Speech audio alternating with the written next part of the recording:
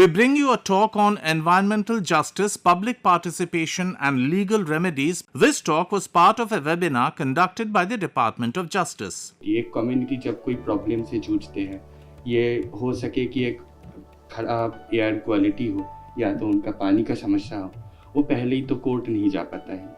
Court final stage पे आता है एंड कोर्ट इसलिए लोग जाते हैं क्योंकि कोर्ट पे एक चीज़ मिलता है जो बहुत बड़े शब्द है हमारा देश में, दैट इज़ जस्टिस। अब इन्वायरमेंट दिन पे दिन जिस तरीके से हमें अदर जस्टिस के साथ साथ कोई क्रिमिनल जस्टिस हो गया, कोई दूसरा जस्टिस भी हो गया, दिन पे दिन हमारा पर्यावरण पे जो प्रेशर है, हमारा एंथ्रोपोजेनिक एक्टिविटी के द्वारा हो गया, क्लाइमेट चेंज के द्वारा हो गया, जो पर्यावरण पे प्रेशर आते जा रहे हैं, उस पर जो कम्युनिटी पर्यावरण के ज़्यादा नज़दीक रहते हैं वो लोग सबसे ज़्यादा इम्पेक्टेड होते हैं। अब एक कोई गांव के एक कम्युनिटी, उसका पानी का तालाब पे जितना डिपेंडेंस है, एक शहर का आदमी का उतना डिपेंडेंस है नहीं। एक जंगल पे एक आदिवासी कम्युनिटी का कोई इंसान पे, इसका फॉरेस्ट प्रोडक्ट पे जितना डिपेंडेंस है, हमारा उतना नहीं है। We get it in supermarket. तो ये जो ग्रास रूट कम्युनिटी है, लीगल रेमेडीज़ की ज़रूरत उनसे सबसे ज़्यादा है। हमारा बात करने के लिए शहर पे सारे इश्यूज़ के लिए जर्नलिस्ट है, मीडिया है, इस पर बात उठाते हैं, उनका बात पहुंचना सबसे ज़्यादा इम्पोर्टेंट है। पहले हम शुरू करते हैं EIA नोटिफिकेशन के बारे में। EIA नोटिफिकेशन पे जो है, it's based on a international law principle and as well as is widely discussed in our court, जो हमारा कोर्ट पे भी डिस्कस किया गया है। That is a precautionary principle. So there is a proverb called precaution is like it's better than cure.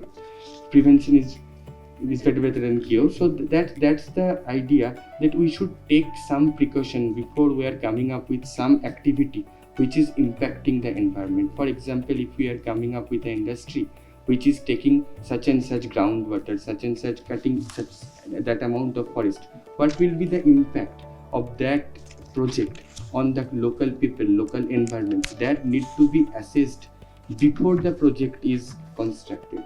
This is the provision which is this precautionary principle is the provision which creates our law, that is the environmental impact notification. It's a notification under Environmental Protection Act. So in that there is a provision of public consult. Now as a group of a community, how they can participate in that area. So there are multiple instances in different countries, in our countries, in different states. For different projects, there are public consultation held with the help of State Pollution Control Board and the local official DM. And there is our law gives the provision that this consultation, when this is happening, it should be widely circulated. ये हमारा जो local news media हो, उससे ज़्यादा जो हमारा अलग जो नेशनल मीडिया हो, सारे उसका जो लोकल लैंग्वेज है उस पर वो प्रोजेक्ट के बारे में बात करके ये एक अनाउंसमेंट होना है।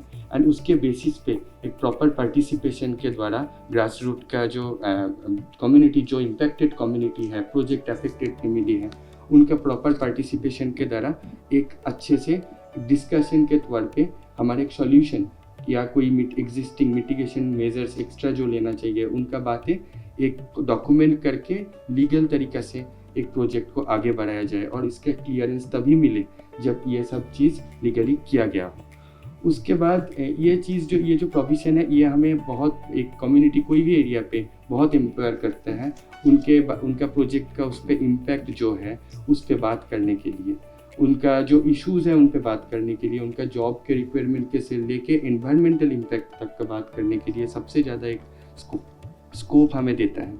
एक केस एक दिन हमारे उधर आए हैं जिसपे एक जो फिशर कम्युनिटी सुंदरबन पे है, वो लोग आके बोले कि उनका मैंग्रोव, एक जंगल का मैंग्रोव फॉरेस्ट है, वहाँ पे कोई एक कंस्ट्रक्शन बहुत बड़े एक होटल बन रहा है।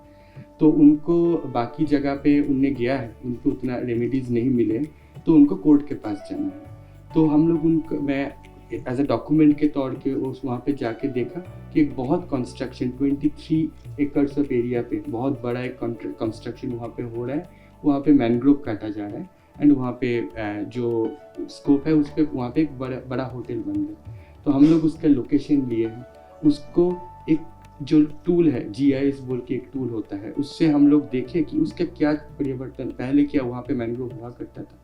उसके बाद ये CRZ नोटिफिकेशन के तहत एक CZMP मैप बोल के एक मैप बनता है, जो मैप को हमने वो लोकेशन पे सुपर इम्पोज करके देखा कि वो मैप पे वो एरिया मैनग्रोव एरिया बोल के डिमार्केटेड है।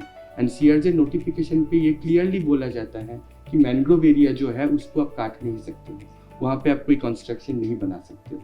तो हम ये वाला एक बहुत सिंपल चीज़ों को लेके एक तरीके से थोड़ा सा मैपिंग एंड साइंटिफिक इनपुट्स डाल के एक लिटिगेशन बनाए। उस पर कोर्ट ने सीधा सीधा ये दिया है कि ये होटल जो है ये मतलब ये CRZ का वायोलेशन है, इसको डेमोलिश करके वहाँ पे वापस मैनग्रोव लगाना चाहिए। एंड ये जो प्रोटेक्शन है ये these are precedent setting judgments by court, जिस पे बस एक 23 एकड़ का जंगल नहीं बच रहा है।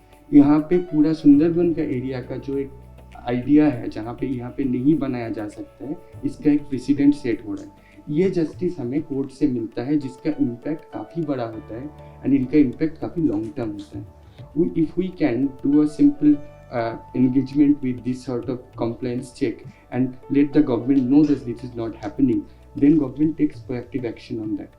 So these all are the way we can participate in this way, and this is the legal remedies we can get through. So finally, what I would, we read in class 8 book that environmental is everything around us. It impacts most the public, everyone, and what is needed is that when we talk about environmental justice, we should talk about strengthening the ground where the public is actually staying.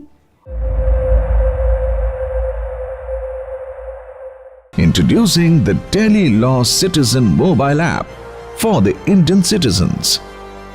This app has been specially developed for you as a citizen by the Department of Justice, Government of India in collaboration with CSC. Through this mobile app, you as an applicant can get free legal advice and assistance from professional panel lawyers of the country in all kinds of disputed matters. Download the Delhi Law Citizen mobile app today. अगर कोई project है उसमें environmental clearance लगता है, forest clearance लगता है, CRZ clearance लगता है, वाइल्ड लाइफ क्लियरेंसेस लगता है, और जहाँ पे ये क्लियरेंसेस की ज़रूरत नहीं है वहाँ पे CPCB और SPCB से CTU और CT लेने पड़ते हैं under water act and air act. परिवेश पोर्टल से मिनिस्ट्री ऑफ एनवायरनमेंट ने इंट्रोड्यूस किया है NIC के साथ, जिसमें एक comprehensive legal window, single window दिया गया है for addressing the applications, compliance and monitoring, जो कि स्टेट लेवल पे और सेंट्रल लेवल पे भी मॉनिटर होता है। इसमें environmental clearances, forest clearances, wild life clearances सारे कुछ इसी पे मॉनिटर होते हैं और दिए भी जाते हैं। NGT तो आप जानते हैं कि स्पेशलाइज्ड एनवायरमेंटल एडजुडिकेशन प्रोसेस इन्होंने बनाया है। पब्लिक कंसल्टेशन इंट्रोड्यूस किया गया 2006 की EIA नोटिफिकेशन में। कोई भी इंडस्ट्री अगर इस्टेब्लिश करनी है तो वहाँ का जो पर्टिकुलर एरिया है वो कहीं पे कुछ इम्पैक्ट हो रहा है क्या, वो चेक करने के लिए वहाँ के जो लोकल लोग हैं उनसे कंसल्ट करना ज़रूरी है। पब्लिक हियरिंग पहले हुआ करता था, 1997 में अमेंडमेंट आया था जो कि रिटेन किया गया, लेकिन पब्लिक हियरिंग की जगह पे पब्लिक कंसल्टेशन 2006 नोटिफिकेशन में आया। नेशनल NCAP जो air quality improvement for non attainment cities है, जहाँ पे पोल्यूशन का इंडेक्स सबसे ज़्यादा है, ऐसी चीज़ों के लिए, ऐसी सिटीज़ के लिए NCAP का प्रोविज़न बनाया गया है। एंड फिर मिशन लाइफ है जो कि आप सारे ही जानते हैं, सस्टेनेबल लाइफस्टाइल मूवमेंट है।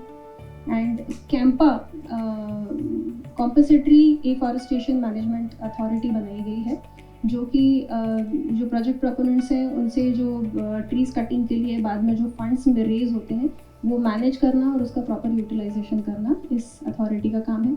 वेटलैंड अथॉरिटी बनाई गई है, जो रामसर साइट्स होती हैं उनको मैनेज करना, उनको डिक्लेयर करना। एंड EAZ नोटिफिकेशन जो कि वाइल्ड लाइफ सेंचुरी के अराउंड EAZ एरिया डिक्लेयर करना, ये मेन अथॉरिटीज़ है। अब एनवायरमेंटल मिनिस्ट्री और बाकी जो ऑर्गेनाइजेशंस हैं, अथॉरिटीज़ हैं, उनका काम सिर्फ यहीं पे नहीं रुकता है कि उन्होंने पॉलिसीज़ बना दी और क्लियरेंसेस दे दिए। उसके बाद मेन काम उनका होता है कि एनवायरमेंट वो प्रॉपरली जो कंडीशंस इम्पोज की थी उसका कंप्लायंस ठीक से हो रहा है या नहीं है, इसका मॉनिटरिंग करना। उसके लिए रीजनल ऑफिसेस होते हैं मिनिस्ट्री ऑफ एनवायरनमेंट के। वो उनका इंस्पेक्शन करते हैं। सबसे पहले तो ग्रांट के बाद जो प्रोजेक्ट प्रोपोनेंट होते हैं एवरी 6 मंथ्स उनको एक रिपोर्ट देनी पड़ती है, कंप्लायंस रिपोर्ट। उस कंप्लायंस रिपोर्ट का इंस्पेक्शन रीजनल ऑफिसर्स के हमारे ऑफिसर्स करते हैं। स्टेट लेवल पे सिया करती है एंड सीपीसीबी भी, एसपीसीबी भी करते हैं। अगर उसका मॉनिटरिंग होने के बाद कुछ वायलेशन पाया जाता है तो फिर करेक्टिव मेजर्स लिए जाते हैं in the form of show cause, giving show cause notice, फिर उनका क्लोजर करना या फिर कॉम्पनसेशन लगाना या फिर रेस्टोरेशन के ऑर्डर्स देना। एंड इसके बाद अगर ये सारा होने के बाद ये प्रॉपर्ली सेटल नहीं हुआ तो फिर मामला एनजीटी में जा सकता है। अभी सबसे इम्पॉर्टेंट पार्ट जो कि हमारा लिटरेसी, जो हमारा टॉपिक भी है कि लोगों को एक जानकारी देना कि आपके हक क्या है और आप किसको अप्रोच कर सकते हैं। अगर कोई एनवायरमेंटल डैमेज की वजह से किसी को प्रॉब्लम हो रही है तो वो डायरेक्टली एनजीटी में अप्रोच कर सकते हैं। नेशनल ग्रीन ट्राइब्यूनल को सुप्रीम कोर्ट ने एक एम्पावर किया है। एक म्यूनिसिपल कॉर्पोरेशन ऑफ बॉम्बे नाम का एक केस हुआ था जिसके तहत सुओ मोटो कॉग्निजेंस लेने का मतलब नेशनल ग्रीन ट्राइब्यूनल अपने आप से किसी न्यूज़पेपर पे पढ़ा हुआ आर्टिकल वगैरह पे खुद केस इनिशिएट करते हैं। इसके अलावा जो कोई प्रोजेक्ट प्रोपोनेंट जिनका एनवायरमेंटल क्लियरेंस रिजेक्ट हुआ है या फिर रिवोक हुआ है किसी कारणों की वजह से कंप्लायंस ठीक से नहीं हुआ, वो लोग भी अपील फाइल कर सकते हैं एनजीटी में अंडर सेक्शन 16। हाई कोर्ट और सुप्रीम कोर्ट के जो ओरिजिनल जुरिस्डिक्शन है उनको हम नहीं ये कर सकते, उसके लिए पब्लिक इंटरेस्ट लिटिगेशन लोग फाइल कर सकते हैं। ये दोनों जो अथॉरिटीज़ है, एडजुडिकेटिंग अथॉरिटीज़, वो एनवायरमेंटल कॉम्पनसेशन, रिस्टोरेशन और अकाउंटेबिलिटी भी फिक्स करते हैं। सिटीजन्स जिनको डायरेक्ट एनजीटी में एक्सेस नहीं है, वो नहीं जा पाए, तो वो डायरेक्ट रेगुलेटरी अथॉरिटीज़ को भी पहले लिख सकते हैं जैसे कि सीपीसीबी है, एसपीसीबी है, सिया को या फिर डायरेक्ट मिनिस्ट्री ऑफ एनवायरमेंट को भी लिख सकते हैं। उसके अकॉर्डिंग फिर हम लोग एक्शन लेते हैं मॉनिटरिंग एंड कॉम्पनसेशन का लगाने का। Thank you.